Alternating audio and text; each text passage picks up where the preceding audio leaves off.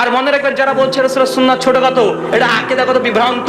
এই পোকাটা আগে বের করতে হবে, বিশ্বনবীর কোন সুন্নাত ছোটখাটো নয়। কেন? সুনান আবু দাউদ কিতাবুস সালাত 755 নম্বর হাদিসে 56 নম্বর হাদিস পড়েন।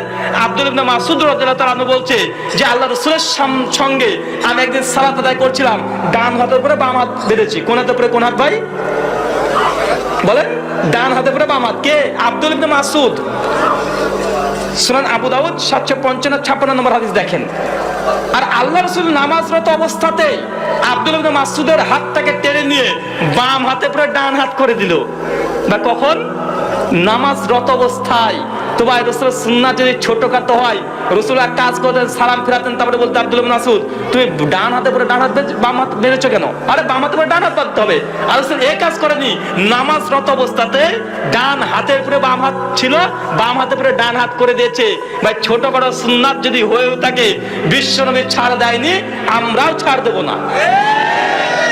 আল্লাহ রাসূল যদি সেদিন যদি ছাড় দিতেন যে না, বাম হাতে পরে ডান হাতে সালাত হয়, বাম হাতে পরে ডান হাতেও হয়, আল্লাহ রাসূল নিজেই তাকে কোনো ছাড় দেয়নি। বা আমরা তার উম্মত, আমরা দিই কিভাবে?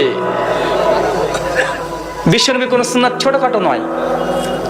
পবিত্র কোরআন সূরা নাজম 53 আয়াত নম্বর 3 এবং 4, ওমা ইয়ানতিকু আনিল হাওয়া ইন হুয়া ইল্লা ওয়াহয়ু ইউহা, যে বিশ্বনবী নিজের তরফ থেকে কোন কথাই তিনি বলেন না যেটা তিনি আল্লাহর পক্ষ থেকে আসে সেটা মানুষের সামনে প্রকাশ করে। তো ভাই, এই আকীদা সঠিক নয় যে বিশ্বনবীর কোন আমলকে, কোন সুন্নাতকে কোন ব্যক্তি কোন ছোটখাটো বলতে পারে না।